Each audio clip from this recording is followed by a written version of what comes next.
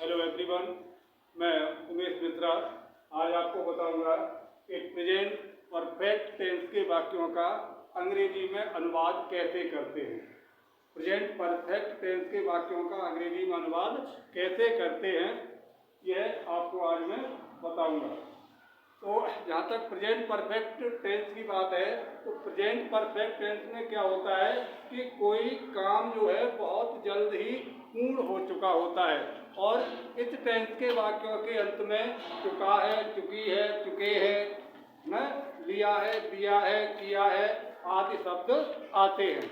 और इनका जब हमें अंग्रेजी में अनुवाद करना होता है तो फिर हम क्या करते हैं, उसके लिए सहायक क्रिया जो है, अगर कर्ता एक वचन है, किसी क्रिया को करने वाला अकेला है तो फिर हम सहायक क्रिया हैज का प्रयोग करते हैं कर्ता एक वचन के साथ, ठीक है। और किसी काम को या किसी क्रिया को करने वाले एक से अधिक होते हैं यानी कर्ता बहुवचन होता है जब, तो फिर हम हेल्पिंग वर्ब, जिसे हिंदी में सहायक क्रिया बोलते हैं, हैज का प्रयोग करते हैं, ठीक है।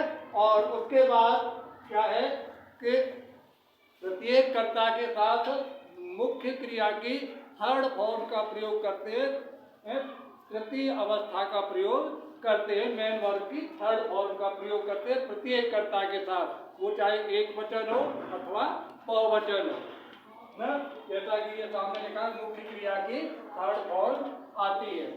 वर्ब की फॉर्म तीन होती हैं, फर्स्ट, सेकंड, थर्ड और एक और होती है आईएनजी, जो कंटिन्यूअस टेंस में आती है। लेकिन परफेक्ट टेंस में जो है वो मेन वर्ब की थर्ड फॉर्म आती है, वो चाहे प्रेजेंट परफेक्ट हो, चाहे पास्ट परफेक्ट हो और चाहे फ्यूचर परफेक्ट का हो, ठीक है। तो इस प्रकार हम कर्ता एक वचन के साथ सहायक क्रिया हैज और बहुवचन के साथ हैव तथा सभी कर्ताओं के साथ मेन वर्ब की थर्ड फॉर्म का प्रयोग करते हुए हिंदी वाक्य का अंग्रेजी में अनुवाद कर देते हैं। और अगर हमारा हिंदी वाक्य एफर्मेटिव है, एफर्मेटिव भी सकारात्मक है, तो फिर हम क्या करते हैं, वाक्य क्रम जो है वो किस प्रकार रखते हैं। सबसे पहले रखते हैं सब्जेक्ट। सब्जेक्ट मीन्स कर्ता, यानी उस काम को करने वाला कौन है उसको। उसके बाद एच वी शॉर्ट में लिखा हुआ है, एच का मतलब हेल्पिंग, बी का मतलब वर्ब, हेल्पिंग वर्ब। उसके बाद हम हेल्पिंग वर्ब यानी सहायक क्रिया को रखते हैं। उसके बाद लिखा है V3 का मतलब वर्ब की थर्ड फॉर्म, मेन वर्ब की थर्ड फॉर्म। और उसके बाद ऑब्जेक्ट, और ऑब्जेक्ट के बाद अगर कोई कंप्लीमेंट है तो फिर लास्ट में कंप्लीमेंट रख देते हैं। ऐसे ही अगर माना हिंदी का वाक्य नेगेटिव है, नेगेटिव का मतलब वाक्य में नहीं, कभी नहीं, मत, इस तरह का कोई नकारात्मक शब्द आया है तो फिर हम नॉट का प्रयोग करते हैं। और वो नॉट जो है वो हेल्पिंग वर्ब के बाद रखते हैं। कहाँ रखते हैं? हेल्पिंग वर्ब के बाद रखते हैं, सहायक क्रिया के बाद रखते हैं। तो फिर हमारा नेगेटिव वाक्य का क्रम क्या हो जाता है, पहले सब्जेक्ट, उसके बाद हेल्पिंग वर्ब, फिर नॉट, फिर वर्ब की थर्ड फॉर्म और उसके बाद ऑब्जेक्ट, और ऑब्जेक्ट के बाद अगर कोई और कंप्लीमेंट है तो उसे बाद में रख देते हैं। कंप्लीमेंट का मतलब जिससे वाक्य पूरा हो, पूरक, ठीक है। जैसे दिया होता है कल, आज, परसों, इस तरह का कुछ दिया होता है तो वो कंप्लीमेंट होता है। ऐसे ही अगर वाक्य हमारा इंटेरोगेटिव है, अब इंटेरोगेटिव वाक्य जो है वो दो तरह के होते हैं। एक तो वे होते हैं जिनमें इंटेरोगेटिव वर्ड सबसे पहले आ जाता है ना, जैसे क्या हुआ आता है, क्या तुमने अपना काम पूरा कर लिया है, क्या रमेश अपना पाठ याद कर चुका है, यानी कब, क्या, क्यों, कैसे, ये जो अगर पहले आता है तो फिर हमारा वाक्य का क्रम क्या रहेगा, सबसे पहले रखेंगे हेल्पिंग वर्ब को, ठीक है। अफर्मेटिव और नेगेटिव में सबसे पहले क्या रखते थे, सब्जेक्ट को। लेकिन नेगेटिव में क्या करेंगे, सबसे पहले तो इंटेरोगेटिव में क्या करेंगे, सबसे पहले हेल्पिंग वर्ब को रखेंगे, सहायक क्रिया को रखेंगे, उसके बाद सब्जेक्ट आएगा, ठीक है। हेल्पिंग वर्ब, फिर सब्जेक्ट और उसके बाद मेन वर्ब की थर्ड फॉर्म, फिर ऑब्जेक्ट एंड कंप्लीमेंट और लास्ट में क्वेश्चन मार्क। वहीं दूसरी तरफ अगर हमारा हिंदी का वाक्य जो है उसमें क्वेश्चन वर्ड बीच में दिया है, होता है ना, जैसे तुम खाना क्यों खा चुके हो, हैं, वह आगरा क्यों गया है ना, तो क्यों, कब, कैसे, कहाँ, ये अगर बीच में आता है तो फिर हम उसे अंग्रेजी में बनाते समय इस क्रम में रखते हैं। सबसे पहले क्वेश्चन वर्ड जो क्वेश्चन वर्ड है उसकी अंग्रेजी, क्यों, कब, कहाँ, कैसे, ये कुछ है तो सबसे पहले उसकी अंग्रेजी लगा देंगे। उसके बाद हेल्पिंग वर्ब यानी सहायक क्रिया को रख देंगे। उसके बाद वर्ब की थर्ड फॉर्म, उसके बाद object and complement and at last question mark. ठीक है, अब कुछ एग्जांपल्स देखते हैं। जैसे चपरासी घंटी बजा चुका है, चपरासी घंटी बजा चुका है, ये हमारा वाक्य कैसा है, एफर्मेटिव, नेगेटिव या इंटेरोगेटिव। तो ये हमारा वाक्य जो है वो एफर्मेटिव है, सकारात्मक है ना। जब एफर्मेटिव है तो हमारा वाक्य का में शब्दों का क्रम जो है वो इस प्रकार रहेगा ना। एफर्मेटिव है तो ये क्रम रहेगा। तो सबसे पहले हम रखेंगे सब्जेक्ट, कर्ता, काम को करने वाला है। घंटी कौन बजा चुका है तो उत्तर मिलेगा चपरासी। कौन का प्रश्न करने पर जो उत्तर प्राप्त होता है वो हमारा कर्ता होता है, वो हमारा सब्जेक्ट होता है। तो घंटी कौन बजा चुका है, चपरासी। तो चपरासी की अंग्रेजी रख देंगे द पियोन, द पियोन। अब उसके बाद एचबी यानी हेल्पिंग वर्ब। हेल्पिंग वर्ब क्या है, एक वचन के साथ है और बहुवचन के साथ है। अब यहाँ पियोन बजा चुका है तो पियोन सिंगुलर है, एक वचन है, अकेला है ना, तो क्या आएगा, है। पियोन है, यानी हमारा सब्जेक्ट हो गया, हेल्पिंग वर्ब हो गई। अब मेन वर्ब की थर्ड फॉर्म लगानी है। वर्ब क्या है, क्रिया क्या है, इसमें क्या कर चुका है, चपरासी बजा चुका है, और बजाने को बोलते हैं रिंग, और रिंग की आएगी थर्ड फॉर्म, क्या होती है, रंग, रिंग, रेंग, रंग। क्या हो जाएगा, द पियोन हैज रंग, चपरासी बजा चुका है। सब्जेक्ट हो गया, हेल्पिंग वर्ब हो गई, वर्ब की थर्ड फॉर्म हो गई, ऑब्जेक्ट क्या बजा चुका है, क्या बजाया है चपरासी ने, घंटी है, तो घंटी को क्या है, the bell, the peon has rung the bell. ये हमारा ट्रांसलेट हो गया अंग्रेजी में। ठीक है, ऐसे ही एक दूसरा एग्जाम्पल और है, मैंने अपना पाठ याद कर लिया है। लिया है आ गया ना, पहचान दी है तो प्रेजेंट परफेक्ट है, चुका है, चुकी है, चुके हैं, लिया है, दिया है, किया है। ठीक है, तो ये भी प्रेजेंट परफेक्ट का ही है, और प्रेजेंट परफेक्ट का कैसा है, एफर्मेटिव है, सकारात्मक है। इसका भी क्रम यही रहेगा। सबसे पहले रखेंगे सब्जेक्ट, पाठ किसने याद कर लिया है, मैंने ना, मैंने को क्या बोलते हैं, आई, आई हमारा सब्जेक्ट हो गया। उसके बाद हेल्पिंग वर्ब, आई के साथ आएगा हैव, आई हैव।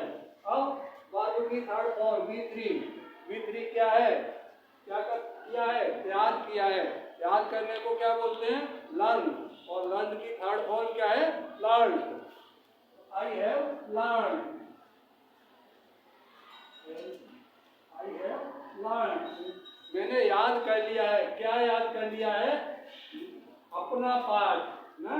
तो आई के साथ अपने के लिए क्या आता है, आई का पॉजेसिव केस क्या है, माई, तो आई हैव लर्न्ड माई, और lesson, I have learned my lesson.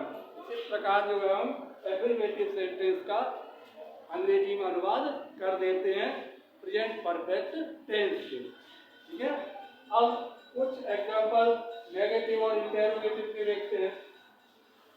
माना कि कोई एक वाक्य है, किसान खेत नहीं जोत चुका है, किसान खेत नहीं जोत चुका है, नेगेटिव हो गया, नहीं आ गया तो क्या होगा, सबसे पहले सब्जेक्ट रखेंगे, खेत कौन नहीं जोत चुका है, किसान, तो क्या हो जाएगा, द फार्मर, द फार्मर, हमारा सब्जेक्ट हो गया।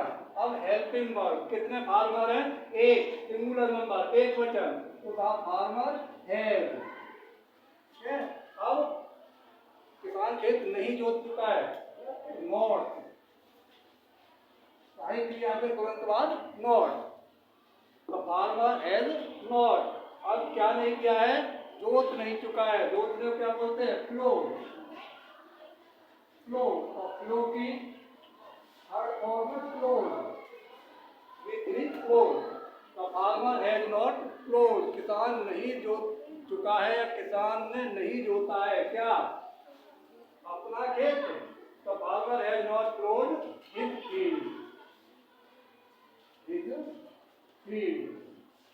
The farmer has not plowed his field, या the farmer has not plowed the field, किसान ने खेत नहीं जोता है तो the field, अपना खेत नहीं जोता है तो his field। ठीक है।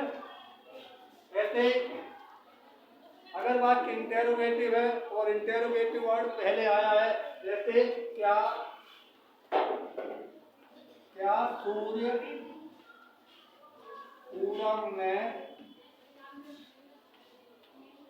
क्या सूर्य पूरब में निकल चुका है, क्या सूर्य पूरब में निकल चुका है, क्या सूर्य पूरब में निकल चुका है या क्या सूर्य पूरब में निकल आया है, एक ही बात है ना। इंटेरोगेटिव है, इंटेरोगेटिव वर्ड सबसे पहले आया है तो फिर यहाँ पर कौन सा फॉर्मूला लागू होगा, ये वाला फर्स्ट टाइप वाला। तो सबसे पहले रखेंगे हम हेल्पिंग वर्ब सब्जेक्ट के अनुसार। सब्जेक्ट क्या है, सूर्य, इन सिंगुलर नंबर एक वचन, तो हेल्पिंग वर्ब आ जाएगी हमारी है। उसके बाद सब्जेक्ट है, सब्जेक्ट है सूर्य, सूर्य निकला है ना, तो द सन, एज द सन। अब V3 क्या है, क्या किया है सूर्य ने, निकला है, निकलने को क्या बोलते हैं, निकलने को बोलते हैं राइज, और राइज की third form risen. As the sun risen, क्या सूर्य निकल चुका है या क्या सूर्य निकल आया है। एज द सन राइजन, कहाँ, in the east, in the east पूरब में। As the sun risen in the east. ऐसे और भी हो सकता है, क्या वे क्रिकेट खेल चुके हैं, क्या वे क्रिकेट खेल चुके हैं, क्या पहले आ गया, तो कर्ता के अनुसार सबसे पहले हम हेल्पिंग वर्ब रखते हैं। क्या है, हेल्पिंग वर्ब बहुवचन के साथ हैव,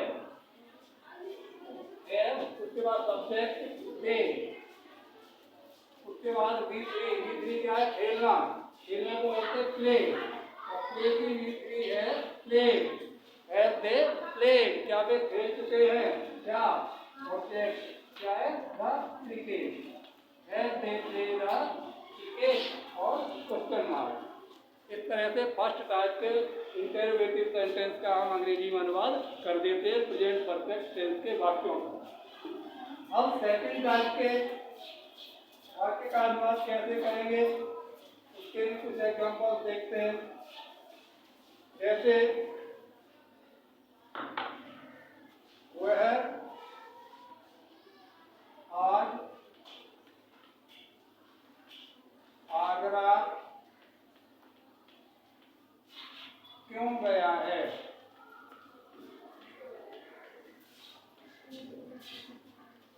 वह आज आगरा क्यों गया है, चुका है, चुकी है, चुकी है, लिया है, दिया है, किया है ना, प्रेजेंट परफेक्ट। वह आज आगरा क्यों गया है, इसमें क्या है, क्वेश्चन वर्ड बीच में है, और क्वेश्चन वर्ड बीच में होता है तो उसकी अंग्रेजी में सबसे पहले रख देते हैं, क्यों को बोलते हैं वाई। और उसके बाद हेल्पिंग वर्ब कर्ता के वचन के अनुसार, कर्ता कौन है, वो है एक वचन है तो है। उसके बाद सब्जेक्ट कौन है, भी, भाई है भी। उसके बाद V3 क्या है, गया, जाना, जाना क्या बोलते हैं, गो, और गो की third form gone, go went gone. भाई है ही गॉन, वह क्यों गया है या क्यों चला गया है, कहाँ, टू आगरा, टू आगरा, और इसमें कंप्लीमेंट दिया है आज, तो टुडे, और क्वेश्चन मार्क। ऐसे तुमने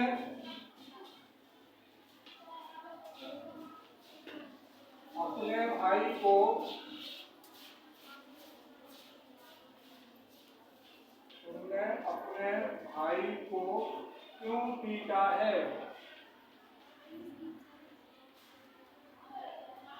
तुमने अपने भाई को क्यों पीटा है।